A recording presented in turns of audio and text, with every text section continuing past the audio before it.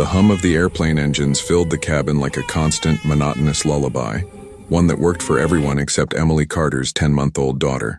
Lily's cries pierced through the white noise, sharp and relentless, echoing off the walls of the dimmed cabin as the red-eye flight from New York to Los Angeles cut through the darkness at 35,000 feet. Emily bounced her baby gently, her arms aching from the repetitive motion she'd been doing for the past 40 minutes. Sweat beaded on her forehead despite the cool air circulating through the plane. Her eyes burned with exhaustion, the kind that came from weeks of sleepless nights, double shifts at the diner, and the constant weight of doing everything alone. "Shh, baby, please," Emily whispered, her voice cracking with desperation. "Please, Lily. Mommy's right here. It's okay, sweetheart." But Lily wasn't having it. Her tiny face was red and scrunched up, her mouth open wide as another wail erupted from her small body. Emily could feel the stares boring into her back, the silent judgment from passengers who just wanted to sleep on this late-night flight. She saw it in their faces when she boarded, a young woman traveling alone with a baby. She could practically hear their thoughts. Great, this is going to be a nightmare. And they were right.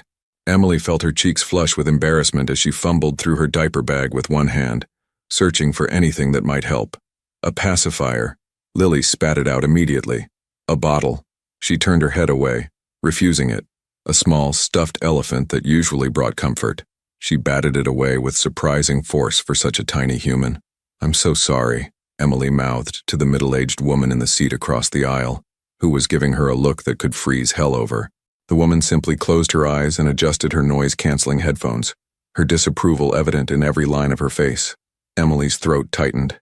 She felt utterly alone, utterly helpless. This trip to Los Angeles was supposed to be a fresh start, a chance to interview for a better job, to maybe find affordable housing, to build something better for her daughter. But right now, trapped in this metal tube in the sky with her inconsolable baby and a cabin full of irritated strangers, it felt like just another situation she couldn't control. She stood up carefully, swaying with the slight turbulence, and began walking down the aisle toward the back of the plane. Sometimes movement helped. Sometimes. Her hand rubbed circles on Lily's back as she whispered soothing words that felt increasingly hollow. What Emily didn't notice, what she couldn't have noticed in her exhausted, overwhelmed state, was the man watching her from seat 12A. Dominic Russo sat in the aisle seat of business class, his long legs stretched out as much as the space would allow, his posture relaxed but his eyes intensely focused. To anyone observing, he looked like just another businessman on a late-night flight. Expensive suit, Italian leather shoes, a watch that cost more than most people's cars.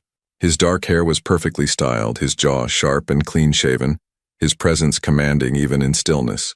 But Dominic was not just another businessman.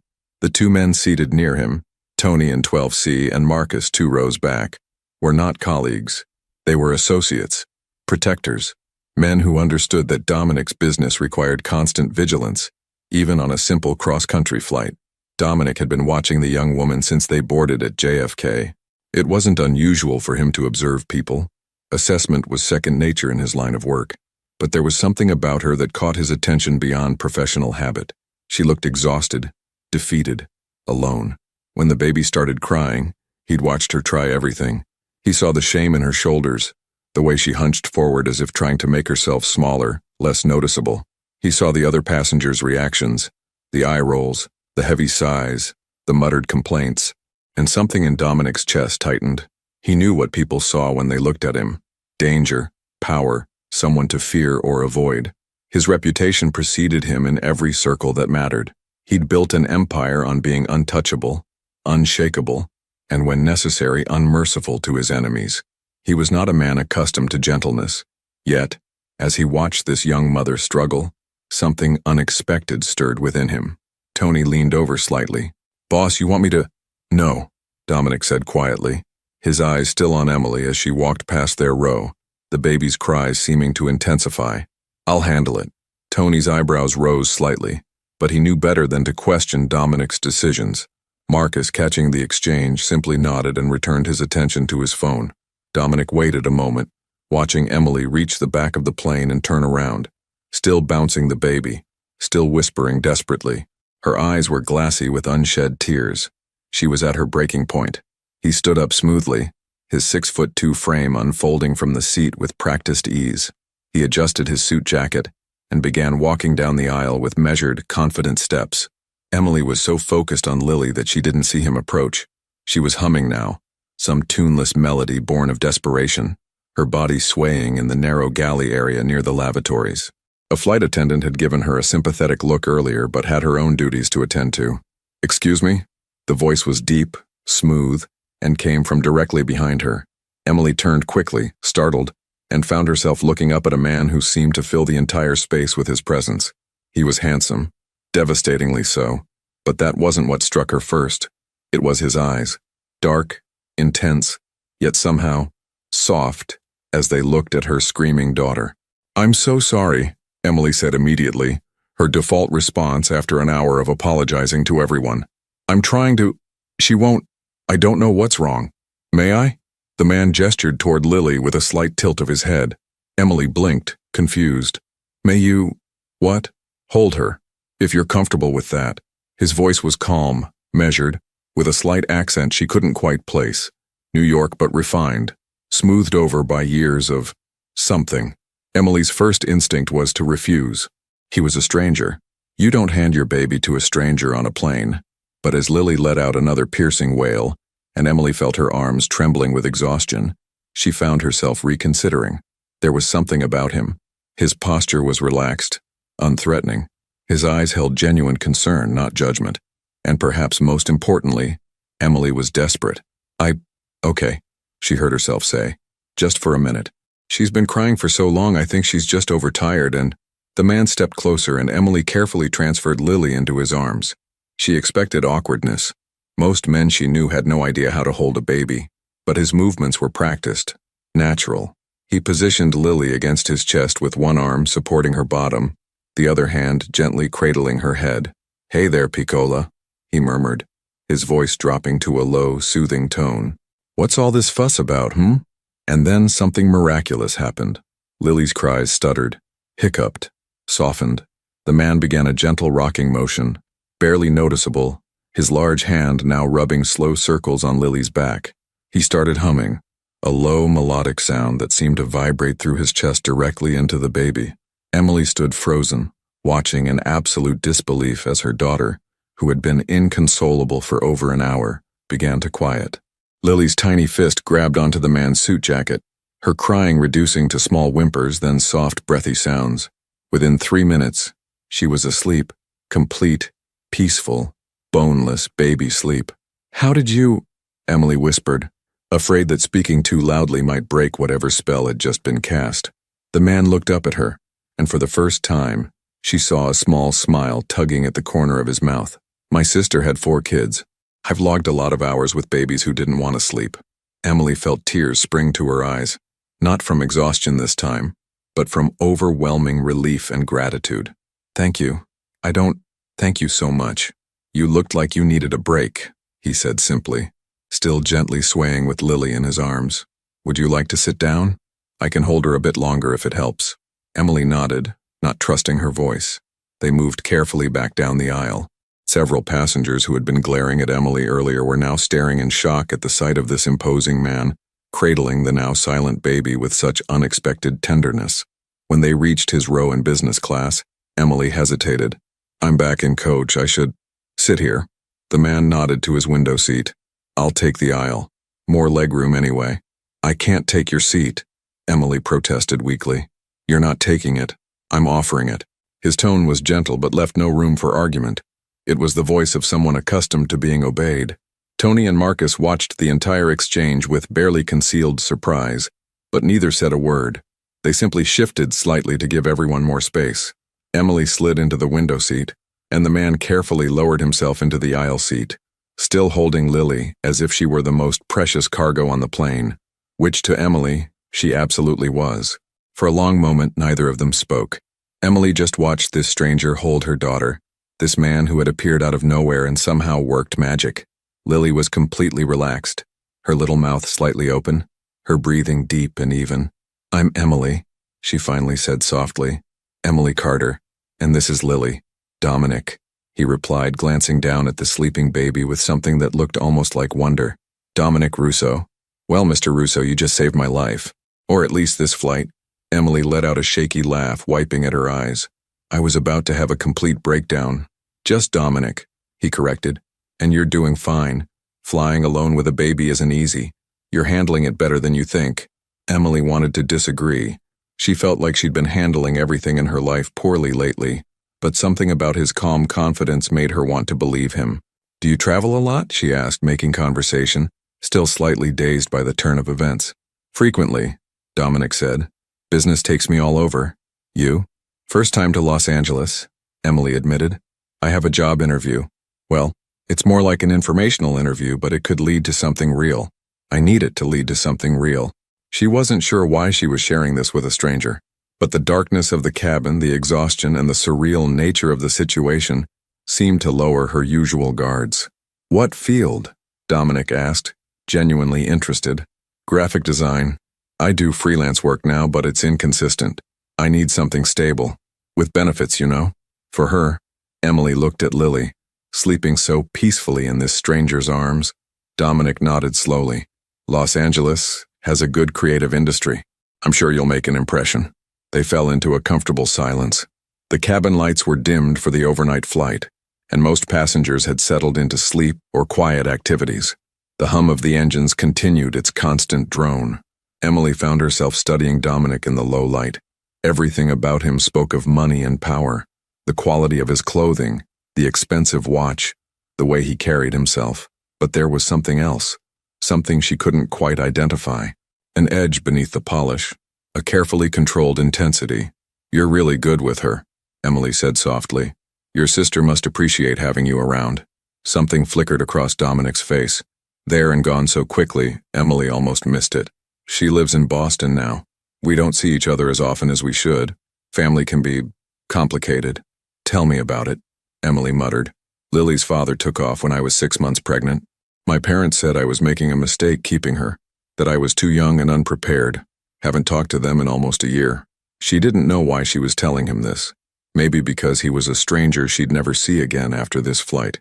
Maybe because he'd shown her more kindness in 10 minutes than most people had in months. Their loss, Dominic said firmly, looking down at Lily. She's beautiful, and you're clearly doing everything you can for her. Emily felt fresh tears threaten. She was so tired of crying, but kindness from unexpected sources had a way of breaking through her defenses. Sorry, she said, wiping her eyes. It's been a really long few months. This trip is kind of my last hope at turning things around. Don't apologize, Dominic said. Strength isn't about never struggling. It's about keeping going when everything feels impossible. That's what you're doing. They talked quietly for the next hour, about nothing important and everything important. Emily told him about her tiny apartment in Brooklyn, about juggling 2 jobs while caring for Lily, about her dreams of building a real career as a designer. Dominic listened more than he talked, asking thoughtful questions, offering occasional observations that showed he was genuinely paying attention. What Dominic didn't tell her was that he ran an organization that operated in the shadows of legitimate business, that the import-export company he mentioned was a carefully constructed cover for operations that would never see the light of day, that men feared his name in certain circles and that his word could mean the difference between prosperity and ruin for those who crossed his path. He didn't tell her that Tony and Marcus weren't just traveling companions but trained professionals who had been with him for years, who had seen him make decisions that kept them alive and their enemies at a disadvantage.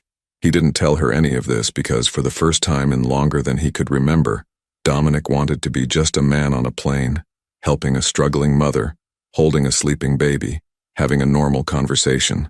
Eventually, Lily stirred slightly, and Dominic carefully transferred her back to Emily. I think she's out for a while now, he said softly. The trick is the deep pressure and the humming. The vibration soothes them. I'll remember that, Emily said, settling Lily against her chest. Her daughter barely stirred, remaining deeply asleep. Thank you, Dominic. Really, you have no idea what this meant to me. You would have figured it out, Dominic said with a slight smile. You strike me as someone who always figures it out. Emily wasn't sure she agreed, but his confidence in her felt like a gift. As the flight continued through the night, Emily dozed off with Lily in her arms, finally able to rest. Dominic remained awake, his mind active even as his body remained still. He glanced at the sleeping mother and child, and something unfamiliar stirred in his chest. In his world, connections were transactional. Trust was earned through loyalty and tested through fire. Vulnerability was a weakness to be exploited. But there was something about Emily Carter, her determination, her obvious love for her daughter, the way she kept fighting even when exhausted, that made him want to protect rather than exploit. It was a dangerous feeling for a man in his position. Tony caught his eye and raised an eyebrow. Dominic gave the slightest shake of his head. Not now. They'd talk later. As the plane began its descent into Los Angeles, the cabin lights gradually brightened. Emily woke, blinking in confusion before remembering where she was. Lily was still asleep. Miracle of miracles. "Good morning," Dominic said quietly. "We'll be landing soon." "I can't believe I slept," Emily said, looking embarrassed. "I'm sorry, I didn't mean to just pass out on you." "You needed it," Dominic replied. "Don't apologize for taking care of yourself." As they landed and taxied to the gate, Emily felt a strange reluctance to leave. This man had been a lifeline in one of her most difficult moments, and she knew she'd probably never see him again. "I hope your interview goes well," Dominic said as they stood to deplane. "I have a feeling you're going to do great things in Los Angeles." "Thank you," Emily said, meaning it more than he could know. "And thank you again for everything. You saved us tonight." Dominic smiled, a real smile that transformed his entire face, making him look younger, less guarded. "Take care of yourself, Emily, and take care of that beautiful little girl." They filed off the plane with the other passengers. In the jetway, Emily turned back once to wave, but Dominic had already been absorbed by his associates, his attention on his phone, his posture shifting back into something more businesslike and distant. Emily watched him disappear into the crowd at LAX, this mysterious man who had shown up exactly when she needed someone most, and wondered if she'd just experienced one of those brief, beautiful moments of human connection that you carry with you forever. She had no idea that their story was only just beginning, and she had absolutely no idea who Dominic Russo really was. Los Angeles International Airport was chaos at 6 in the morning. Emily navigated through the crowded terminal with Lily strapped to her chest in a baby carrier, pulling her worn suitcase behind her with one hand, while clutching her diaper bag with the other. The California sun was already streaming through the massive windows, promising another hot day in a city she barely knew. She felt disoriented, exhausted despite the few hours of sleep on the plane, and overwhelmed by the sheer size of everything.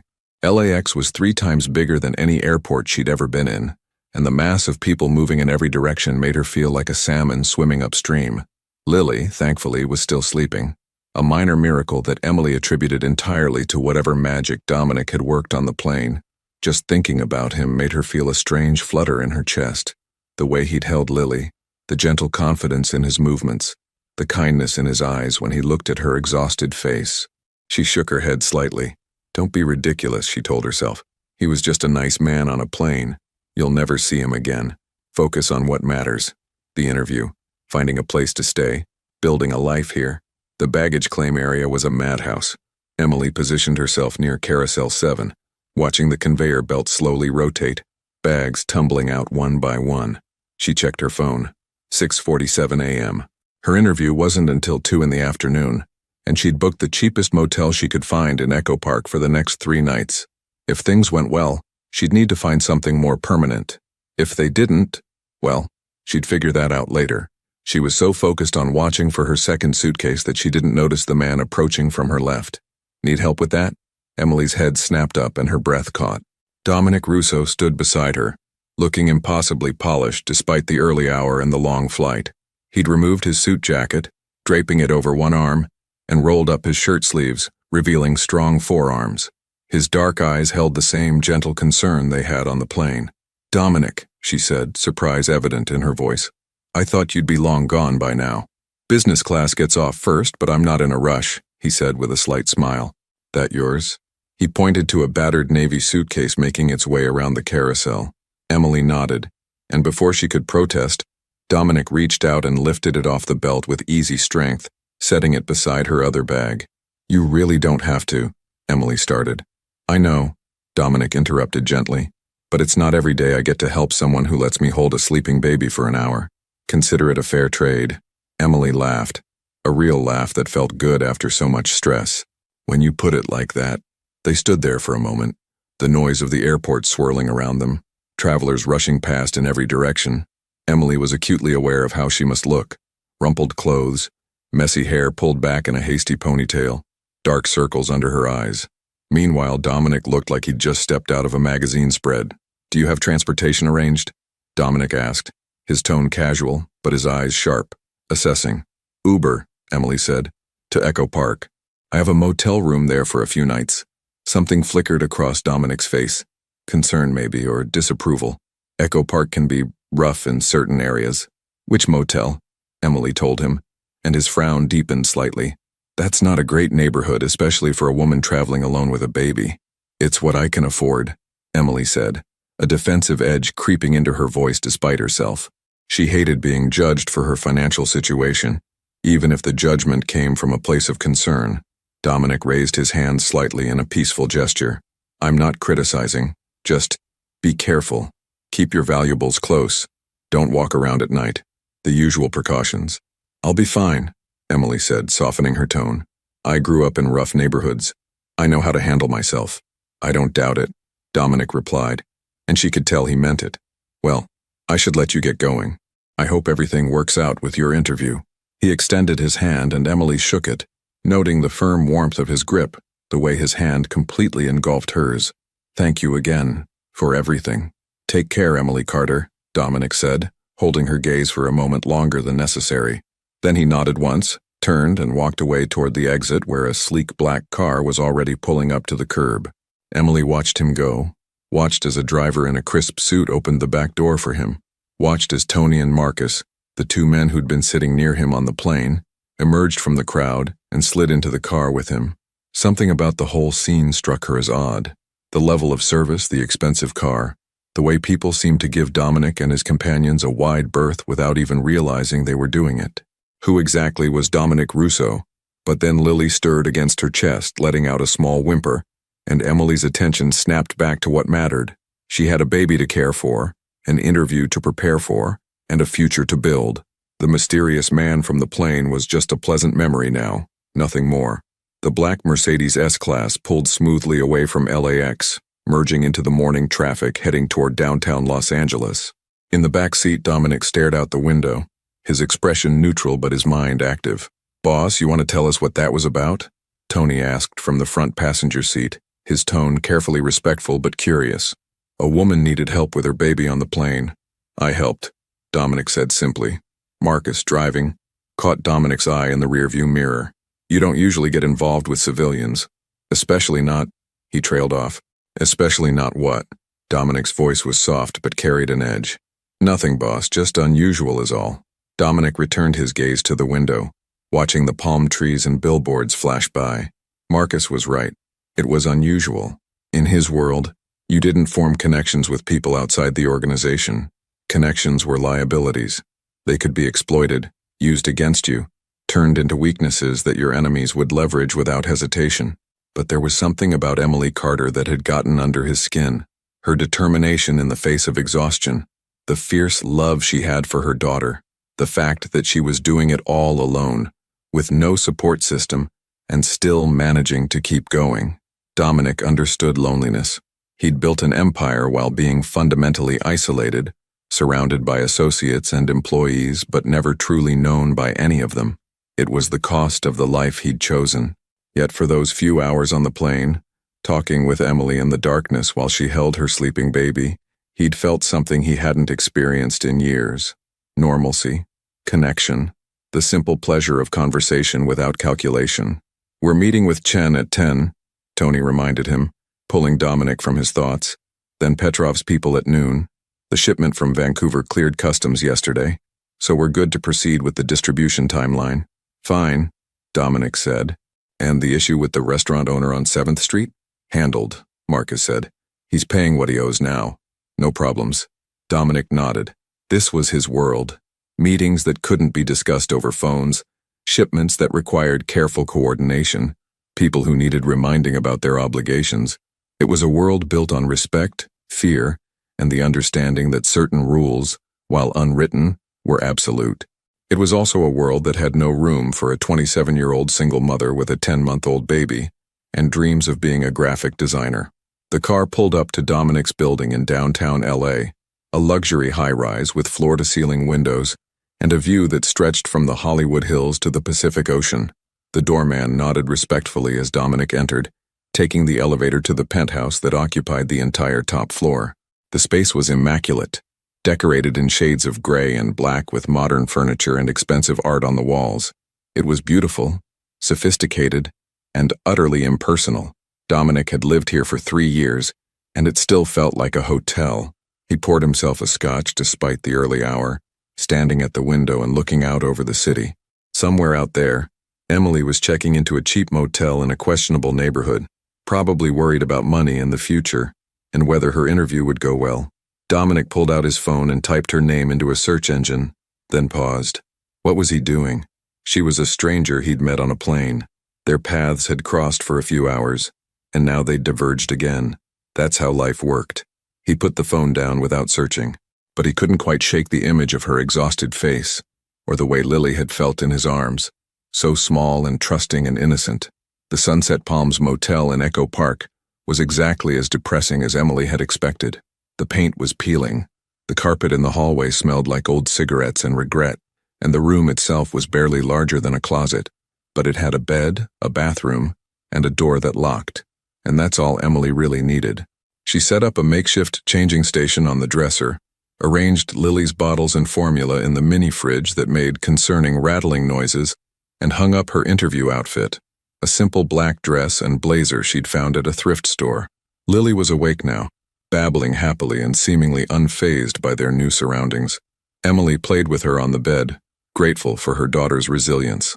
Kids adapted so much better than adults did. "We're going to be okay, baby girl," Emily whispered, kissing Lily's forehead. "Mommy's going to nail this interview and we're going to build a good life here. You'll see." Lily gurgled in response, grabbing Emily's hair with surprising strength. The interview was at Apex Creative, a mid-sized design firm in Culver City that specialized in branding for entertainment companies. It wasn't the biggest or most prestigious firm, but it offered stability, health insurance, and a salary that would actually allow Emily to breathe financially. She'd sent them her portfolio months ago on a whim, never expecting to hear back. When they'd called offering an informational interview, she'd nearly cried with relief. Emily spent the rest of the morning reviewing her portfolio, preparing answers to likely questions, and trying not to let her anxiety spiral. She fed Lily, played with her, put her down for a nap and tried to rest herself but couldn't quiet her mind. At 12:30, her phone buzzed with a text from Maya, her best friend back in New York. "How's LA? Did you make it okay? How's my goddaughter?" Emily smiled and texted back, "We're here." Lily was a nightmare on the plane, but a nice man helped calm her down. "Interview in a few hours. Wish me luck." Maya's response was immediate. "A nice man? Tell me everything. Also good luck, you're going to kill it." Emily thought about Dominic, his dark eyes, his gentle competence with Lily, the way he'd listened to her ramble about her life without judgment. "Just a guy on the plane. Helped me out when I was struggling. Very kind. Was he cute?" Emily laughed out loud, causing Lily to stir in her portable crib. "Focus, Maya. I'm here for a job, not a man. Those two things aren't mutually exclusive. But fine, go get that job. Call me after." At 1 o'clock, Emily fed Lily again, changed her diaper, and got herself ready. The motel had a daycare referral service, and she'd arranged for someone to watch Lily for 3 hours. It cost $50 she couldn't really afford, but there was no alternative. The babysitter, a middle-aged woman named Rosa who seemed kind and experienced, arrived at 1:15. Emily went through Lily's routine 3 times, left emergency numbers, and finally forced herself to leave, feeling the familiar guilt that came with every separation from her daughter. The Uber ride to Culver City took 40 minutes in midday traffic. Emily watched Los Angeles pass by her window, palm trees and strip malls, endless cars and Spanish-language billboards, the famous Hollywood sign visible in the distance. It was so different from New York, more spread out and somehow both grittier and more glamorous at the same time. The interview went, okay. Not great, not terrible, just okay. The creative director seemed impressed by her portfolio, but concerned about her lack of formal agency experience. They asked about her availability for overtime, her willingness to take on various projects, her long-term career goals. Emily answered honestly, professionally, but she could feel the unspoken concern hanging in the air. Single mother with a baby, Potential liability. Might need too much flexibility. We have a few more candidates to interview, the creative director said at the end. We'll be in touch within 2 weeks. Emily knew what that meant. It meant, don't hold your breath. She managed to keep her composure until she got back in the Uber, and then she felt the crushing weight of disappointment settle over her shoulders. She'd pinned so much hope on this, had spent money she didn't have to fly across the country. And for what? Another polite rejection that would come in an impersonal email. By the time she got back to the motel, picked up Lily from Rosa, and closed the door to their dingy room, Emily was fighting back tears. Lily sensed her mother's mood and started fussing, which only made everything harder. I'm sorry, baby, Emily whispered, holding Lily close. I'm trying. I'm really trying. Her phone showed 3 missed calls from creditors and a text from her landlord in Brooklyn asking about next month's rent. Emily turned the phone face down on the nightstand. She couldn't deal with any of that right now. She needed air, space, something. At 6 o'clock, with Lily fed and content, Emily decided to take a walk. The neighborhood immediately around the motel was exactly as rough as Dominic had warned. Bars on windows, groups of men hanging out on corners, graffiti covering most available surfaces. But a few blocks away, she found a small park with a playground and a food truck selling tacos. Emily bought 2 tacos she couldn't afford and sat on a bench, letting Lily play with her feet while she ate. The sun was starting to set, painting the sky in shades of orange and pink.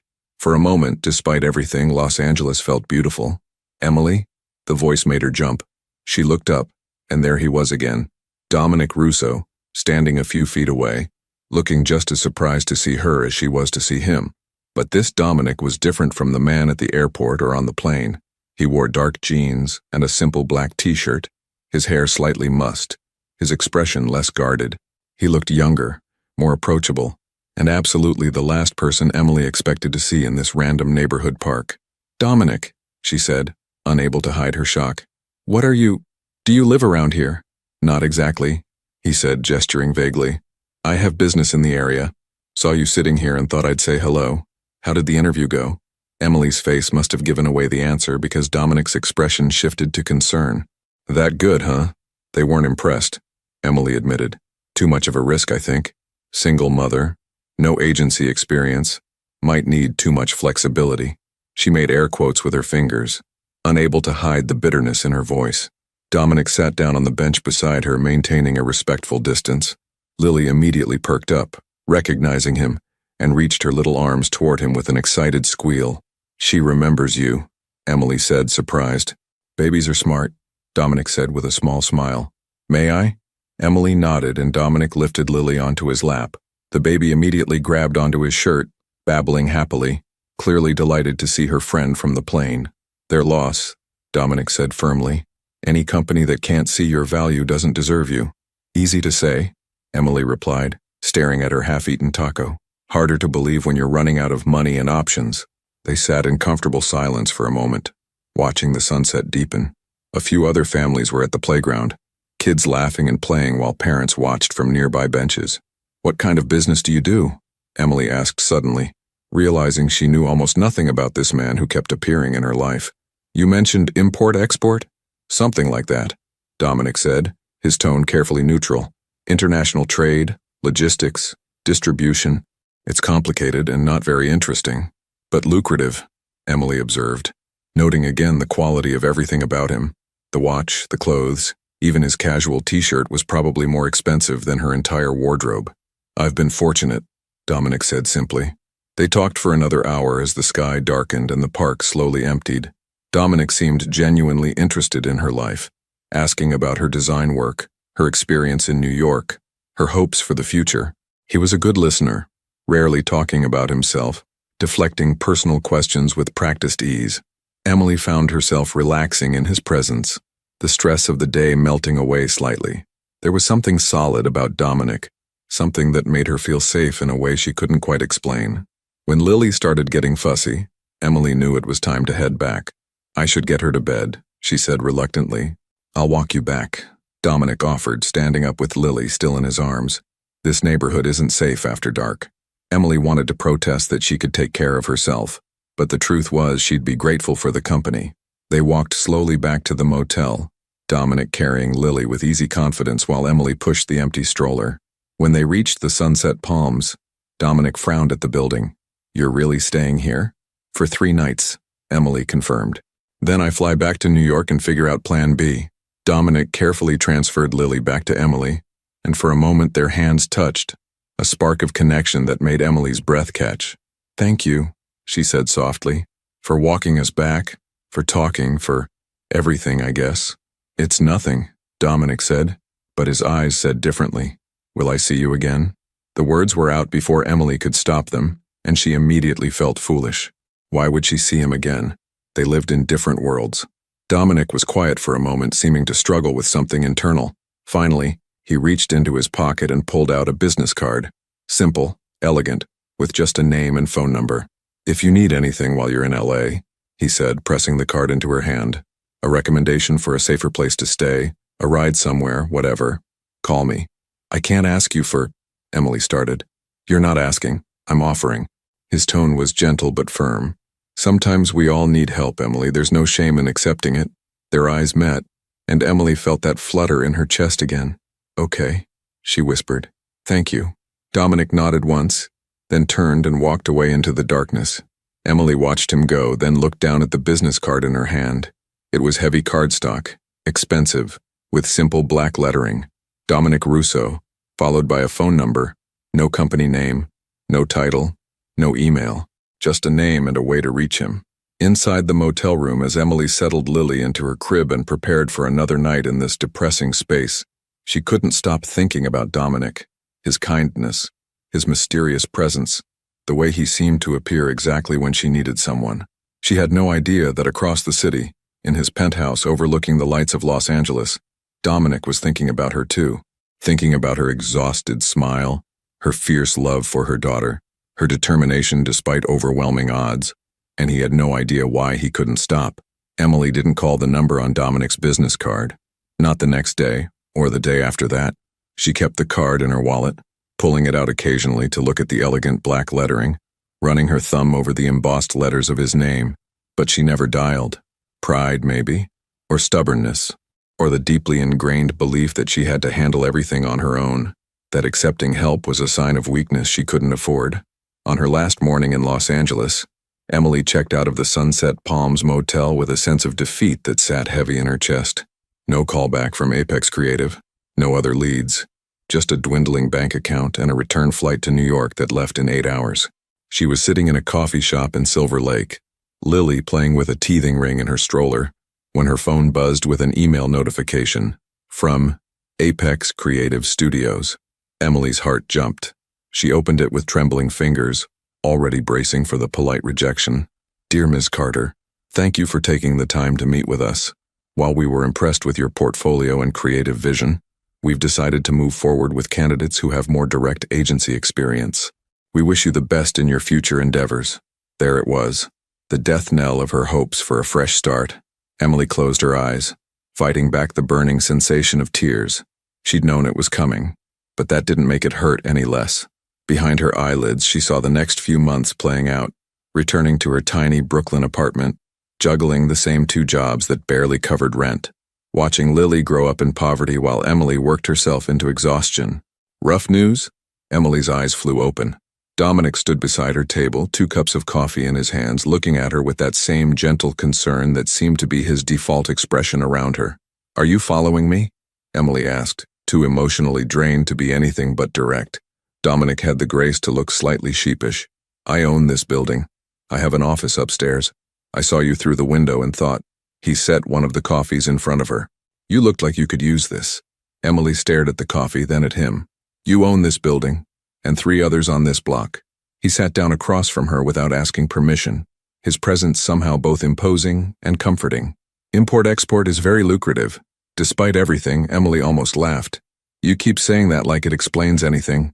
"It explains enough." Dominic's eyes dropped to her phone, still displaying the rejection email. "Bad news from the interview?" "They went with someone else. Someone with more experience, fewer complications."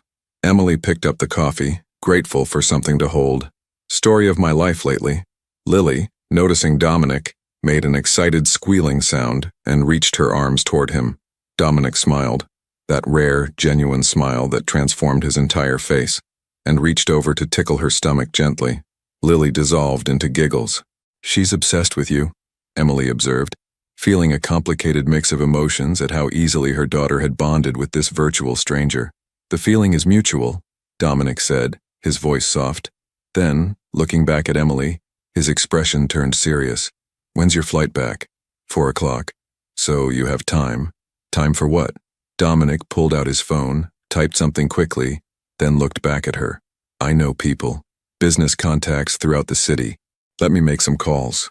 "Dominic, no," Emily started. "Why not?" His tone was calm, reasonable. "You're talented. You need work. I know people who need talented designers. It's a simple connection. Nothing more." "Nothing is ever that simple," Emily said, echoing a lesson life had taught her repeatedly. "What would you want in return?" Something flickered in Dominic's eyes. Hurt, maybe, or disappointment. "Nothing. Absolutely nothing. Would you believe that some people just want to help? In my experience, no." But even as Emily said it, she wasn't sure she believed it. Everything about Dominic contradicted her expectations. He'd helped her on the plane, walked her safely back to her motel, and now was offering to use his connections on her behalf, and he'd asked for nothing except her company. "Then let me prove you wrong," Dominic said simply. He stood up, phone already at his ear. "Give me 10 minutes. Before Emily could protest further, he walked away, pacing near the window while speaking in low, authoritative tones. Emily watched him, trying to piece together the puzzle of Dominic Russo. Everything about him screamed power and money, but there was something else. The way other people in the coffee shop gave him a wide berth without seeming to realize they were doing it. The way the barista had immediately offered him the best table without being asked. The slightly dangerous edge beneath his polished exterior. "Who are you, really?" Emily thought, not for the first time. Dominic returned exactly 10 minutes later, sliding back into his seat with a satisfied expression. "I have 3 interviews set up for you. 1 this afternoon, 2 tomorrow morning." Emily's jaw dropped. "You can't be serious." "Completely serious. Marcus Media Group at 2 o'clock today. They do design work for film studios. Velocity Branding at 9 tomorrow morning. They focus on tech startups. And Lumiere Creative at 11. High-end luxury brands." He slid a piece of paper across the table with addresses and contact names. "All 3 are expecting you. Dominic, I can't. My flight." Emily's mind was spinning. "Change it. Stay a few more days. Give yourself a real chance." His dark eyes held hers with an intensity that made her breath catch. "What do you have to lose?" "Everything," Emily thought. Her last bit of savings. Her safety net. The familiar, even if the familiar was crushing her slowly. But also, what did she really have to lose? She was already at rock bottom. Maybe it was time to take a risk. "I can't afford another hotel," Emily said quietly, hating that she had to admit it. "I have a property in Santa Monica, a small guest house behind the main residence. It's empty, fully furnished. You and Lily can stay there." Before Emily could protest, Dominic raised his hand. "No charge. It's sitting empty anyway. You'd actually be doing me a favor. Empty properties attract problems." "That's ridiculous," Emily said, but her resistance was crumbling. "Why would you do all this for someone you barely know?" Dominic was quiet for a long moment, seeming to choose his words carefully. "My mother raised me and my sister alone after my father died. I watched her work 3 jobs, watched her struggle, watched the world dismiss her because she was a single parent trying to survive. No one helped her. No one gave her a break." His jaw tightened. "Maybe I can't go back and help her, but I can help you. Let me do that." Emily felt tears prick her eyes.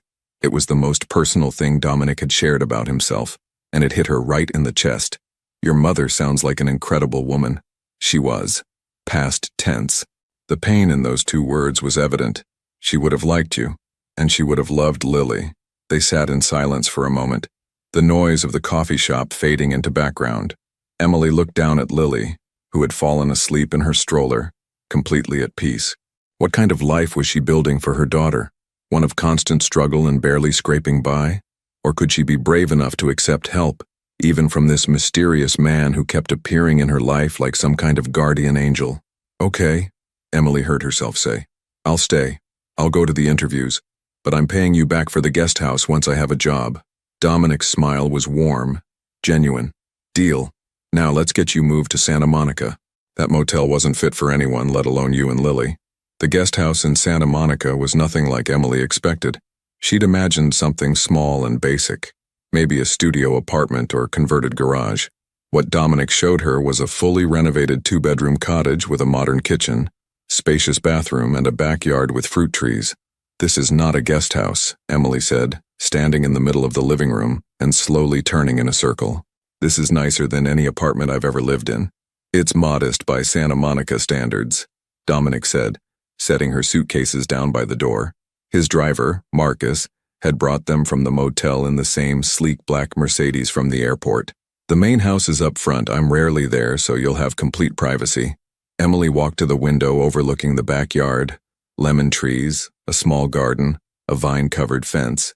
It was beautiful, peaceful, completely surreal. "I don't understand you," she said, turning back to face Dominic. "This level of generosity for a stranger. People don't do this." "Maybe they should," Dominic replied simply. He checked his watch.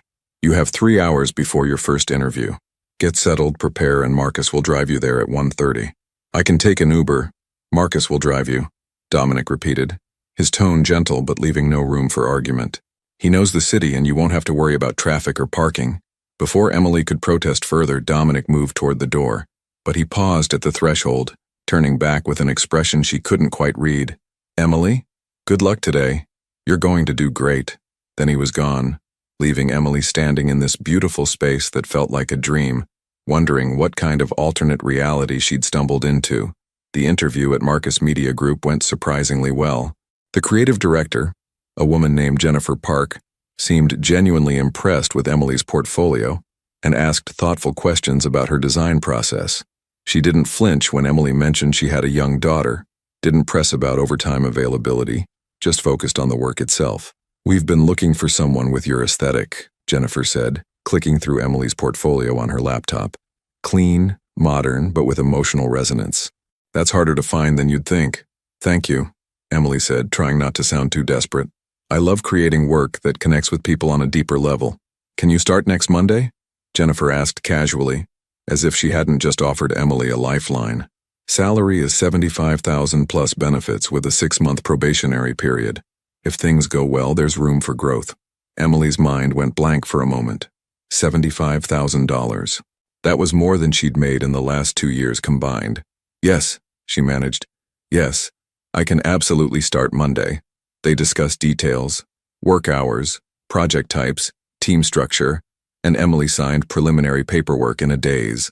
When she walked out of the building 45 minutes later, she stood on the sidewalk in the Los Angeles sunshine and let herself feel it. Relief, joy, disbelief, hope. Marcus was waiting by the car, and when Emily approached with tears streaming down her face, his stoic expression softened slightly. "Good news, Miss Carter. I got the job," Emily whispered, then louder. "I got the job. Congratulations," Marcus said with a slight smile, opening the car door for her. "Mr. Russo will be pleased." The mention of Dominic brought Emily back to earth slightly. She settled into the car, her mind racing. She needed to call the airline about extending her stay indefinitely. She needed to figure out childcare. She needed to find a permanent apartment. She needed to call Maya and scream into the phone about this impossible turn of events. But first, she needed to thank the man who had made all of this possible. "Marcus, can we make a stop before going back to the guest house?" "Where to, Ms. Carter?" Emily gave him the address of the coffee shop in Silver Lake, hoping Dominic would still be in his office above it. Dominic's office was on the 3rd floor of the building, accessed by a private elevator that required a key card. Marcus had provided one without question, simply saying, "Mr. Russo is expecting you," even though Emily hadn't called ahead. The office itself was impressive. Floor-to-ceiling windows overlooking Silver Lake, modern furniture, and an atmosphere of controlled power. Dominic sat behind a massive desk, talking on the phone in what sounded like Italian, his tone sharp and authoritative. This was a different Dominic than the one who had held Lily on the plane or walked her safely back to her motel. This was a man in his element, commanding, formidable, every inch the successful businessman he claimed to be. He saw Emily and immediately wrapped up his call, standing as she entered. "Emily, is everything all right with the guest house?" "The guest house is perfect. The interview was..." Emily's voice broke slightly. "I got the job, Dominic. They offered me $75,000 in benefits and I start Monday." Dominic's face broke into that rare, genuine smile. That's incredible. Congratulations. Because of you, Emily said, crossing the room to stand in front of his desk. You made this happen. One phone call and suddenly doors are opening that have been slammed in my face for months. I made an introduction, Dominic corrected gently. You got the job on your own merit. Jennifer Park is a shrewd businesswoman. She wouldn't hire someone out of obligation. She hired you because you're talented. Emily shook her head, overwhelmed by emotion. I don't know how to thank you. I don't even know why you're doing this. Dominic came around the desk, leaning against it casually, his hands in his pockets. He was quiet for a moment, seeming to wrestle with something internal. I told you about my mother, he said finally. What I didn't tell you is that she died when I was 17. Worked herself to death, literally. Heart attack at 42 years old. His jaw tightened. She never asked for help, never accepted it when it was offered. Pride, maybe, or fear, or just the belief that she had to do everything alone. And it killed her. Dominic, I'm so sorry. Emily started, but he held up a hand. When I see you, struggling, exhausted, trying to do everything yourself, I see her, and maybe I can't save her, but I can help you. Not because I pity you, but because I admire your strength and I want to see you succeed. Is that reason enough? Emily felt tears streaming down her face. Without thinking, she crossed the remaining distance between them and hugged him. Quick, impulsive, grateful. Dominic stiffened for just a moment, clearly surprised. Then his arms came around her gently, carefully, as if she were something precious he was afraid of breaking. Thank you, Emily whispered against his chest.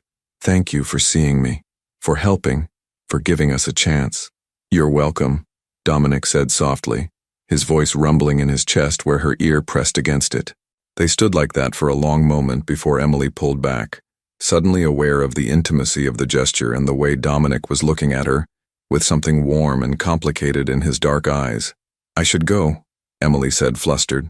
Lily's with the babysitter at the guest house and I need to… Emily. Dominic's voice stopped her at the door. Would you have dinner with me? Tomorrow night, to celebrate your new job.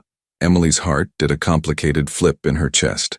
This was crossing a line, moving from grateful acquaintance to something else entirely, something that scared her almost as much as it excited her. Just dinner? She asked, needing clarification. Just dinner, Dominic confirmed, but the way he was looking at her suggested it might be more than that. There's a restaurant in Malibu. Good food. Ocean view. We can talk. Emily knew she should say no. She barely knew this man. He was clearly wealthy and powerful in ways she didn't understand. There was something mysterious about him, something slightly dangerous that she couldn't quite define. But when she opened her mouth, what came out was, okay, yes, I'd like that. Dominic's smile could have lit up the entire city. 7 o'clock. Marcus will pick you up. That night, after settling Lily into bed in the beautiful guest house that didn't feel real, Emily called Maya. Please tell me you're calling with good news, Maya answered immediately. I got a job, Emily said, still not quite believing it. $75,000 benefits starting Monday. Maya screamed so loudly that Emily had to hold the phone away from her ear. Oh my God, Em, that's amazing. How? What happened? Emily took a deep breath. Remember that guy from the plane? Dominic? The cute one who helped with Lily? Yeah, he's been helping me. He set up interviews, let me stay in his guest house, and Maya, I'm having dinner with him tomorrow night. There was a long pause on the other end. Okay, back up. He let you stay in his guest house. Who is this guy? I don't know exactly, Emily admitted. He says he's in import-export. He's clearly wealthy, very connected. People seem almost afraid of him, but he's been nothing but kind to me and Lily. Have you Googled him? Not yet. Should I? Are you kidding? Yes. Do it now. I'll wait. Emily pulled up a search engine on her laptop, typing in Dominic Russo, Los Angeles. The results were surprisingly sparse. A few business registrations for companies with vague names, mentions in connection with various properties around the city, but no social media presence, no personal information, no photos except one grainy image from what looked like a charity event. There's almost nothing, Emily reported. It's weird, right? In this day and age, everyone has a digital footprint. Unless they're deliberately avoiding one, Maya said, her tone concerned. Be careful, I'm thrilled about the job, but this guy, something doesn't add up. Rich, powerful, connected, helps random women on planes, no online presence. That's not normal. I know, Emily said quietly. But Maya, He's been so good to us. And Lily adores him. You know how babies can sense things about people. She trusts him completely. Babies also put everything in their mouths, so maybe not the best judges of character, Maya said, but her tone had softened. Just promise me you'll be careful. Don't ignore red flags just because he's hot and generous. I promise, Emily said. But even as she said it, she wasn't sure what she'd do if red flags appeared. Because the truth was, for the first time in longer than she could remember, Emily felt hope. And hope, she was learning, could make you willing to overlook a lot. After hanging up with Maya, Emily did something she immediately regretted. She dove deeper into internet searches, looking for any information about Dominic Russo. Most of what she found was related to legitimate businesses, real estate holdings, import companies, investments in various ventures. But buried several pages deep, she found a single forum post from someone claiming Dominic was connected to organized business interests in Los Angeles. The post was vague, quickly deleted based on the cached version, but it sent a chill down Emily's spine. Organized business interests. That was a careful way of saying something that couldn't be said directly. Emily closed her laptop, her mind spinning. She thought about the way people moved around Dominic, giving him space without realizing it. The way his associates, Tony and Marcus, behaved more like security than employees. The way he could make 3 high-level interviews happen with a single phone call. Was she involved with someone dangerous? Or was she overthinking because good things didn't usually happen to her? Emily looked over at Lily's crib, watching her daughter sleep peacefully. Everything she did, every decision she made, it was for Lily, to give her a better life, to give her opportunities Emily never had. If Dominic could help make that possible, did it matter what his business was? As long as they stayed separate from that world, as long as they were safe, Emily went to bed that night with more questions than answers, her dreams filled with dark eyes and gentle hands and warnings she couldn't quite hear. The next morning, Emily had her 2 remaining interviews. Both went well, though neither offered the immediate hire that Marcus Media Group had. She was grateful. It made the choice easy. She spent the afternoon making calls, arranging her life for this sudden and unexpected move to Los Angeles. The airline changed her ticket without much fuss. Her landlord in Brooklyn was actually relieved, saying he already had someone ready to rent her apartment. Maya promised to pack up her few belongings and ship them.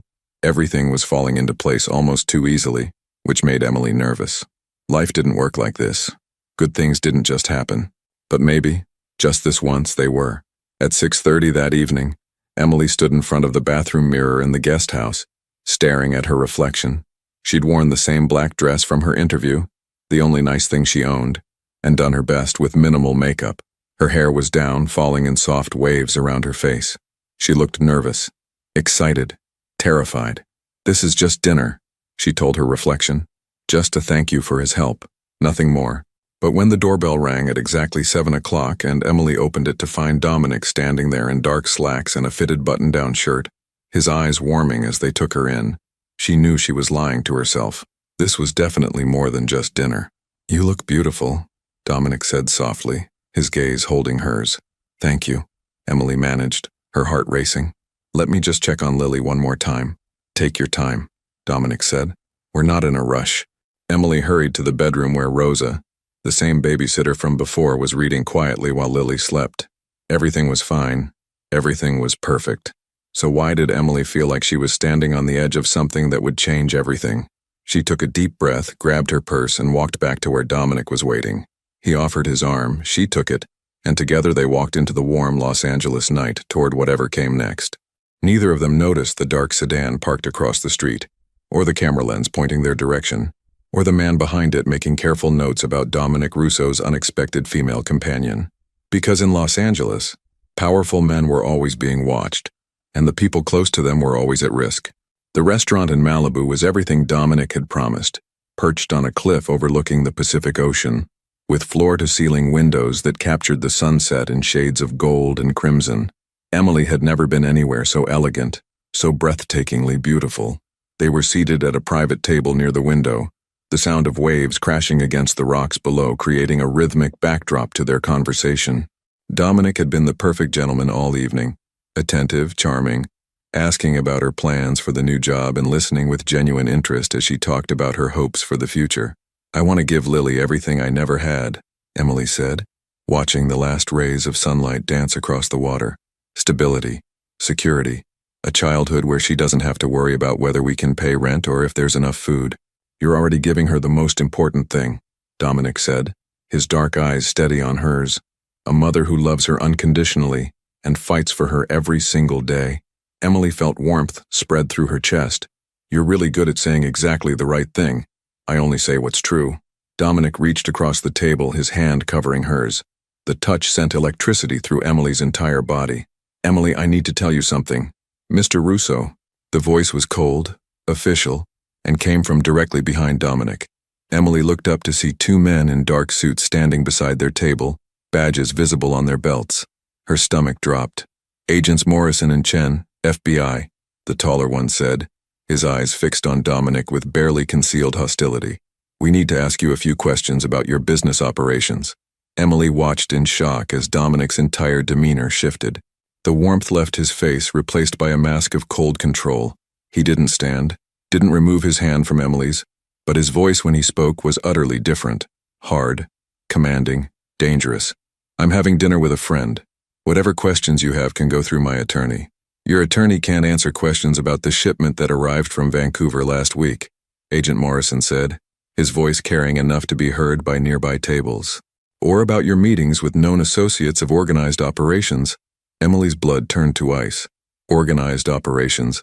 That careful phrase again, the one that meant something much darker. I run legitimate businesses, Dominic said evenly. Everything is properly documented and legal. If you have evidence otherwise, arrest me. If not, leave us alone. The agents exchanged a look. We're watching you, Russo. Every move, every connection, and everyone you bring into your world. Agent Chen's eyes flicked to Emily meaningfully. People close to you have a way of getting hurt. Then they were gone, walking away with measured steps, leaving a wake of whispered conversations and curious stares from other diners. Emily pulled her hand away from Dominic's, her mind reeling. What was that? What did they mean by organized operations? By people getting hurt? Dominic's jaw tightened. Emily, let me explain. Who are you? Emily's voice was shaking now, rising despite her best efforts to control it. Really? Because import-export doesn't get you visits from the FBI. Regular businessmen don't have agents talking about shipments and associates, and she couldn't even say the words. Let's go somewhere private, Dominic said quietly, standing and pulling out his wallet.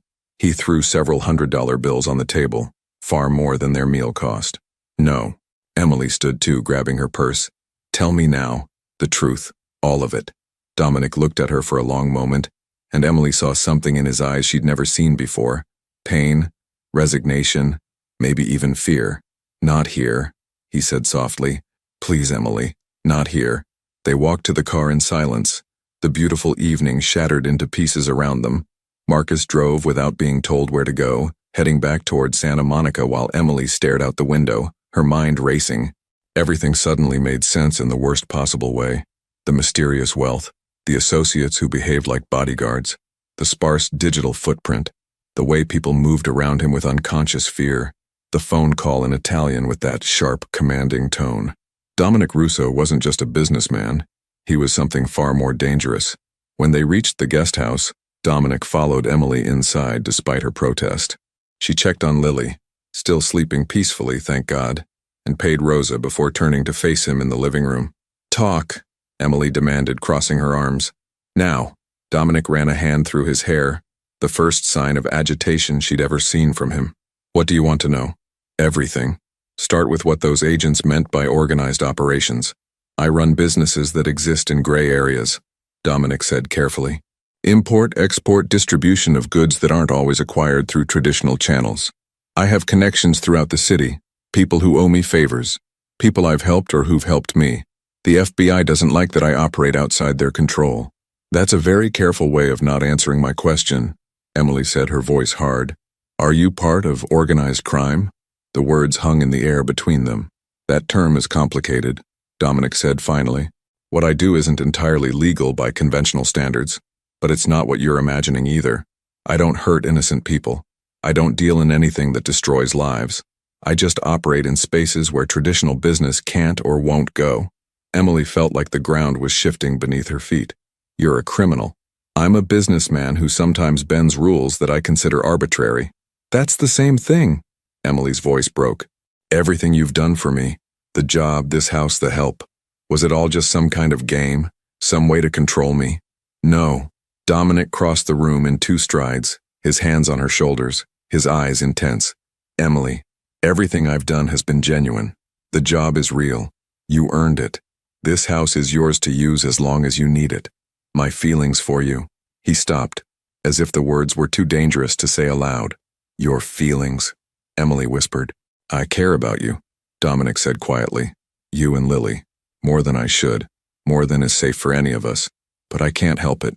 From the moment you handed me your daughter on that plane, something changed in me. Emily wanted to believe him. God, she wanted to believe him so badly.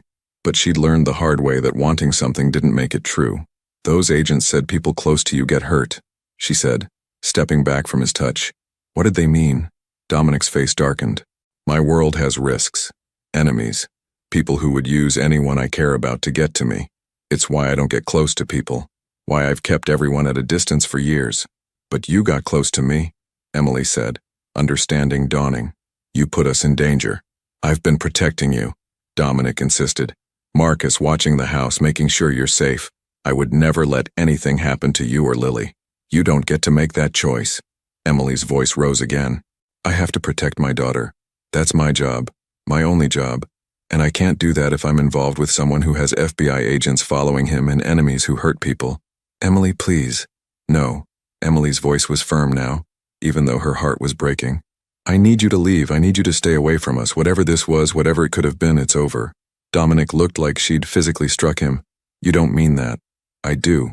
Emily wrapped her arms around herself, holding back tears through sheer force of will. I'm grateful for everything you've done, but I won't put Lily at risk. I can't. She's everything to me. She's everything to me too, Dominic said softly.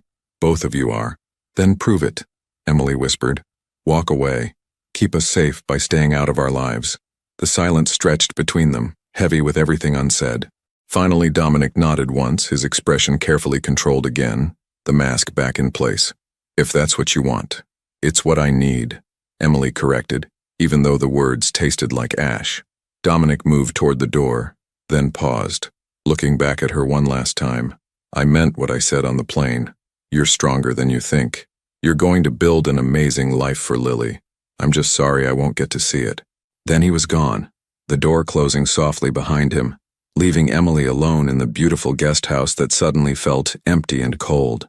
She sank onto the couch, finally letting the tears come, crying for what could have been and what could never be, for the first man who'd made her feel safe in years and the danger that came with him. In the bedroom, Lily slept on, peaceful and innocent, unaware that the man who'd rocked her to sleep on a plane had just walked out of their lives forever. 3 weeks passed like a slow, painful blur. Emily threw herself into her new job at Marcus Media Group with desperate intensity, as if keeping busy enough would stop her from thinking about Dominic Russo. She worked late hours, took on extra projects, impressed Jennifer Park with her creativity and dedication. The work was challenging and fulfilling, exactly what she'd hoped for.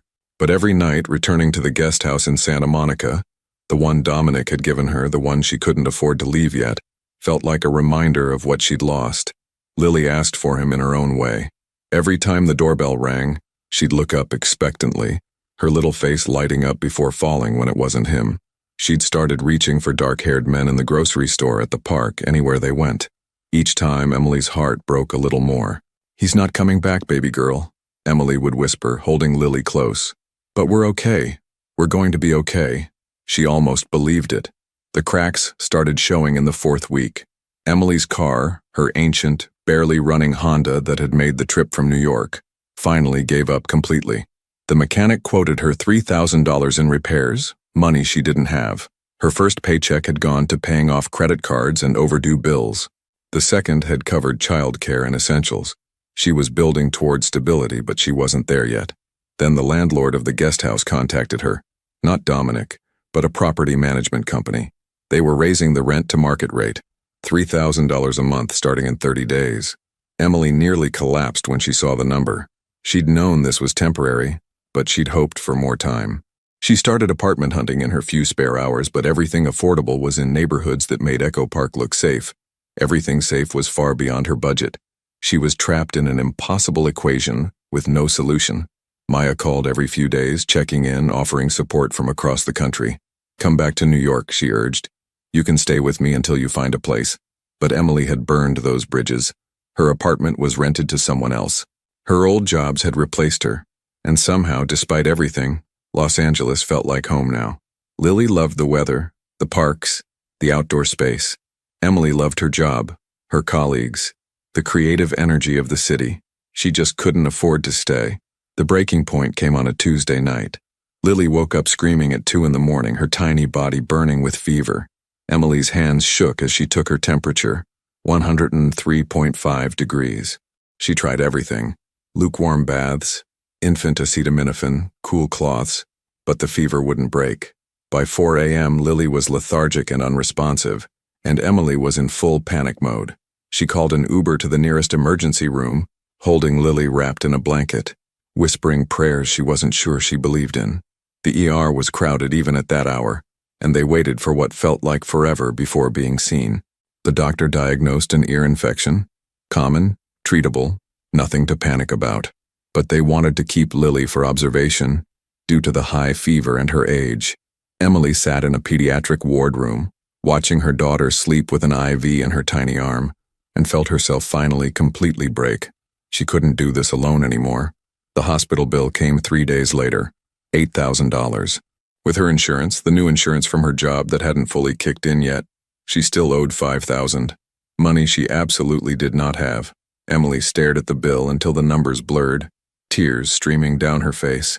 She'd been so close to stability, to building something real, and now this.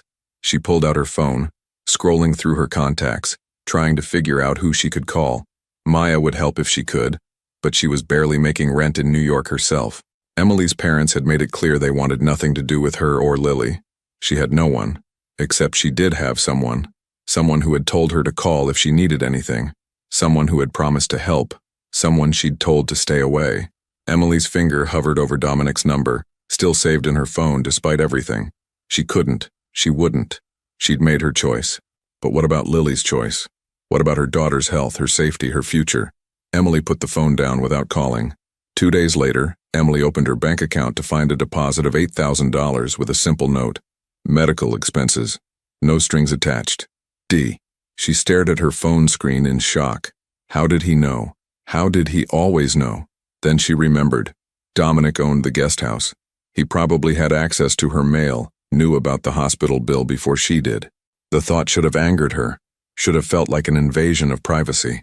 Instead, she felt overwhelming relief followed immediately by crushing guilt. She couldn't accept this. She couldn't let him keep saving her.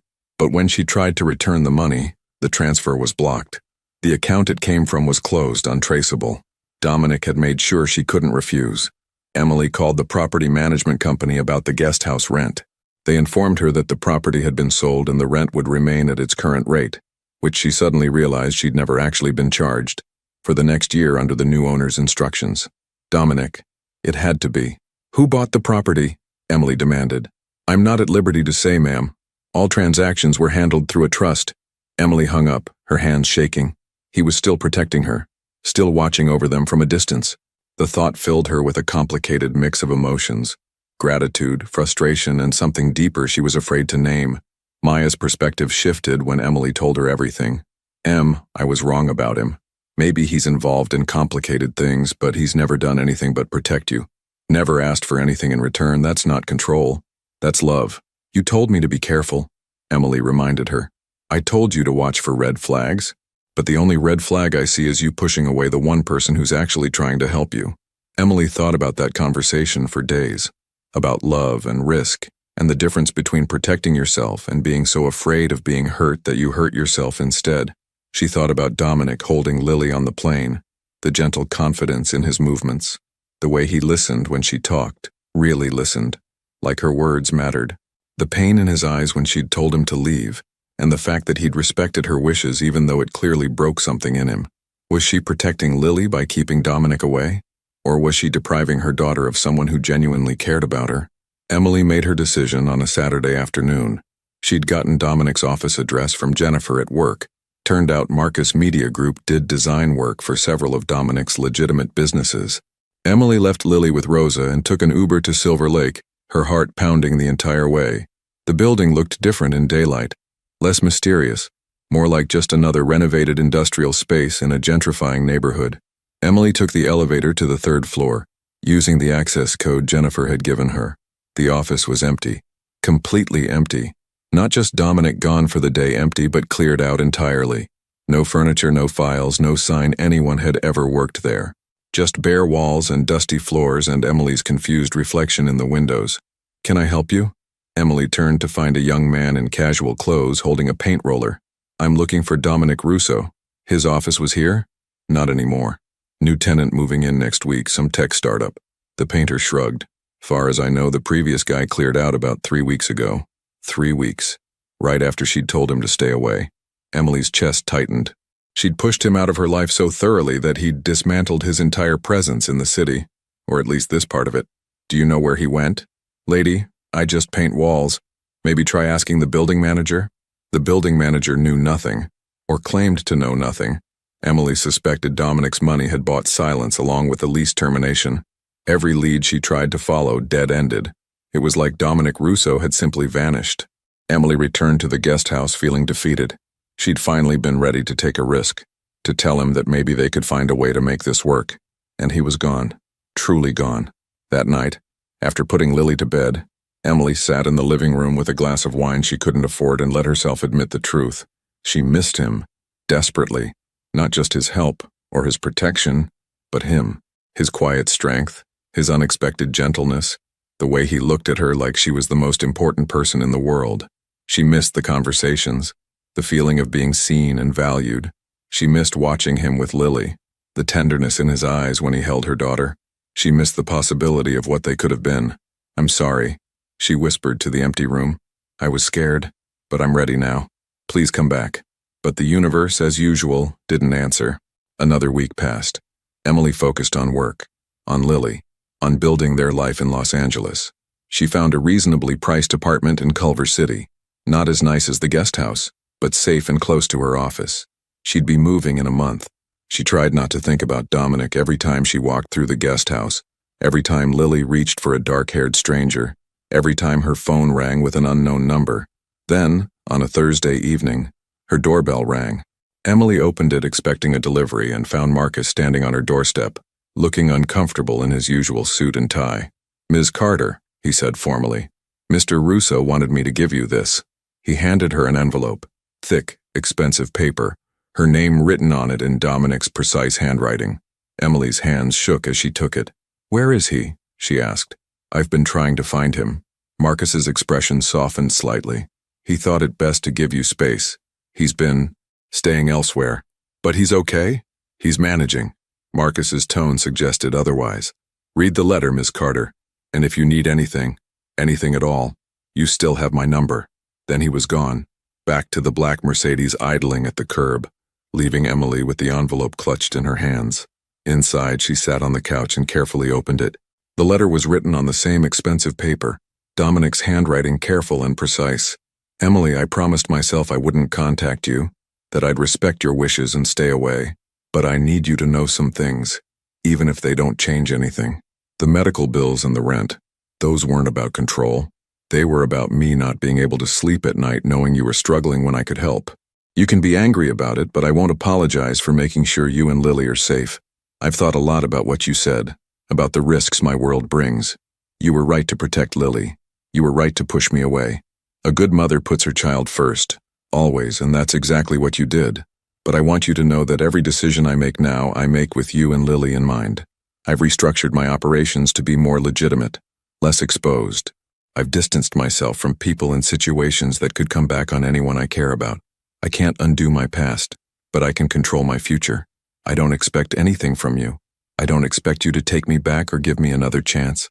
I just need you to know that you changed me, that holding your daughter on that plane opened something in me I thought was permanently closed, that knowing you, even briefly, made me want to be better than I was. You're going to do incredible things, Emily Carter.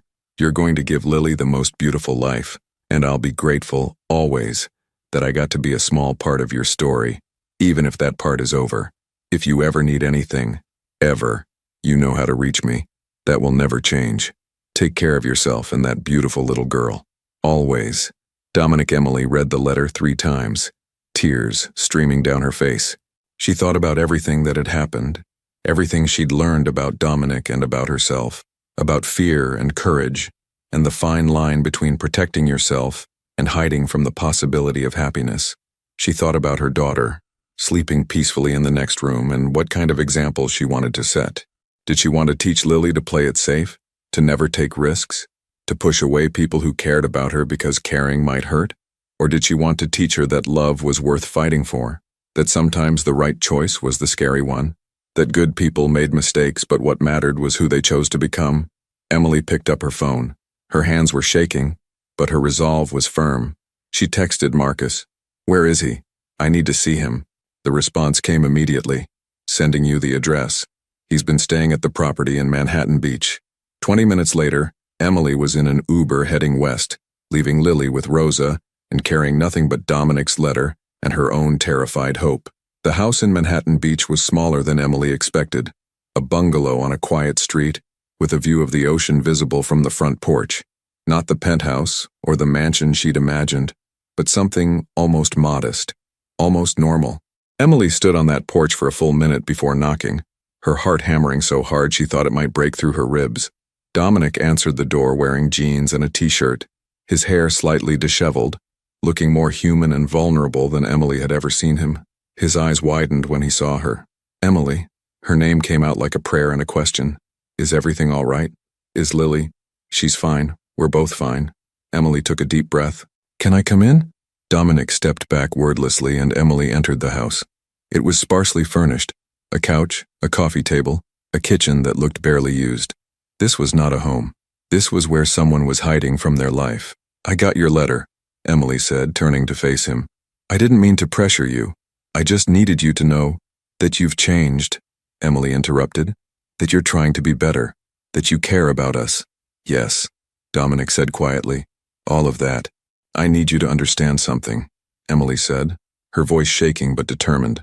"I spent my whole life believing I had to do everything alone, that accepting help was weakness, that depending on anyone was dangerous. And you know what? It almost destroyed me." Dominic stayed silent, waiting. "When I told you to leave, I thought I was protecting Lily, but I was also protecting myself, from being hurt, from being disappointed, from caring about someone and having them leave like everyone else has left." The tears came now, hot and unstoppable. "But you didn't leave. Not really. You respected my boundaries while still making sure we were okay. You kept us safe without asking for anything in return. That's not what dangerous men do, Dominic. That's what good men do." "Emily," his voice was rough with emotion. "I'm not asking you to be perfect," Emily continued. "I'm not asking you to change who you are or fix every part of your past, but I am asking you to be honest with me, always, to keep your business and your life with us separate, and to promise that you'll never put Lily in danger." "I swear it," Dominic said immediately, crossing the room to stand before her. "On my life, Emily. I'll protect her, protect both of you, with everything I have. My business will never touch you. You'll be completely separate from that world." "And the FBI?" Emily asked. "The agents who threatened us?" "I've been meeting with them," Dominic admitted, "cooperating on certain matters, providing information on operations I'm not involved with, building goodwill.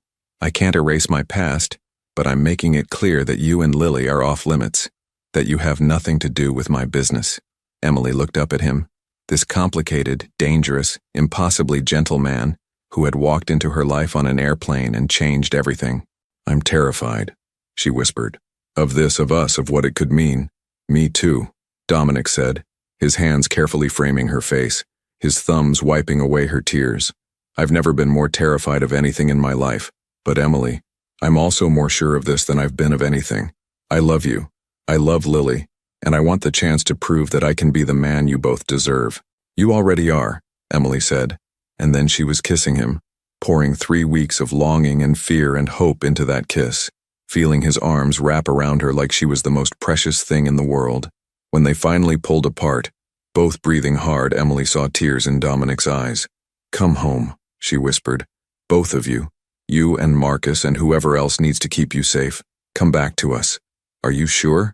Dominic asked, still holding her like he was afraid she'd disappear. Once we really do this, there's no going back. You and Lily become my family, and I protect my family with everything I have. I'm sure, Emily said firmly. We've been half alive without you. Even Lily knows something's missing. She reaches for you every time a door opens. She needs you. I need you. Dominic kissed her again, deeper this time, full of promise and possibility. I need you too, he murmured against her lips. More than I've ever needed anything. They drove back to Santa Monica together, Dominic following Emily's Uber in his own car. When they arrived at the guest house, Rosa was waiting with Lily, who was just waking up from her nap. The moment Lily saw Dominic walk through the door, her entire face lit up. She squealed with pure joy, reaching her arms out desperately, bouncing with excitement. Hey, Piccola, Dominic said softly, crossing the room and lifting her into his arms. I missed you too, so much. Lily wrapped her tiny arms around his neck and squeezed with all her baby strength, babbling happily against his shoulder. Emily watched them, these two people she loved most in the world, and felt something settle deep in her chest. This was right. This was what family looked like. Over the next few weeks, they found their rhythm. Dominic was careful to keep his business life completely separate. He left for meetings and returned without ever discussing details. Emily never asked, trusting that he was keeping his promise. Marcus and Tony became regular presences, friendly but always professional, always watching. Emily started her new apartment search with Dominic, and they found a beautiful place in Santa Monica. Safe neighborhood, good schools nearby, space for all of them. Dominic wanted to pay for it, but Emily insisted on contributing her share. They compromised, splitting costs in a way that felt fair to both of them. On a Sunday afternoon 3 months after that first plane ride, Emily and Dominic took Lily to the park where they'd run into each other weeks before. They sat on a bench, watching Lily play in the grass, and talked about the future. Are you happy? Dominic asked, his arm around Emily's shoulders. Terrified and happy, Emily admitted. Is that possible? I think that's what love is, Dominic said with a small smile. Being scared but doing it anyway because the alternative, living without you, is worse than any risk. Emily leaned against him, watching Lily discover a butterfly and squeal with delight. My mom used to say that love doesn't always come in safe packages. Your mom was a wise woman. I hope Lily thinks that about me someday, Emily said, that I was brave enough to take a chance on something real, even when it was complicated. She will, Dominic said firmly. He tilted Emily's chin up, looking into her eyes with that intensity that still made her breath catch. You took a chance on me, on us, when everyone would have told you not to. That takes more courage than anything. Worth it, Emily whispered, and kissed him while Lily laughed and played and the Los Angeles sun painted everything gold. Their story wasn't traditional, it wasn't simple, but it was theirs, built on honesty and trust, and the willingness to be vulnerable, even when it was terrifying. And sometimes that's the only kind of love worth having. Epilogue. 6 months later, Emily sat in her new home office, putting final touches on a campaign design, when she heard the front door open. We're home, Dominic called out, and Emily smiled at the sound of Lily's excited babbling in response. She found them in the living room, Dominic with Lily on his shoulders, both of them laughing about something. Marcus was there too, having driven them back from whatever errands they'd run. How was the park? Emily asked. Perfect, Dominic said, carefully lowering Lily to the ground. She immediately toddled over to her toy box, now steady on her feet, growing so fast it made Emily's heart ache. She made a new friend, a little boy named Daniel, who was very impressed with her ability to climb. She gets that from you, Emily said, wrapping her arms around Dominic's waist. The fearlessness. She gets everything good from you, Dominic countered, kissing her forehead. Life wasn't perfect. There were still challenges. Dominic's past occasionally surfaced in uncomfortable ways. Money was sometimes tight despite his help, and Emily struggled with anxiety about their unconventional situation. But they were building something real, something honest. A family formed not by traditional means but by choice, by commitment, by showing up for each other even when it was hard. And as Emily watched Dominic play with Lily, both of them laughing with pure joy, she thought about that night on the plane, about being exhausted and overwhelmed, and certain she couldn't handle one more thing, about the stranger who had reached out with gentle hands and changed everything. Love doesn't always come in safe packages. Sometimes it comes in the form of a man on a plane who knows exactly how to calm a crying baby. Sometimes it comes with complications and risks and a past that can't be erased. But sometimes, just sometimes, that's exactly what you need. Someone who sees you at your worst and chooses you anyway. Someone who holds your daughter like she's precious. Someone who keeps their promises even when it costs them. Emily had taken a chance on love, and love had given her everything she'd ever needed. That was more than enough.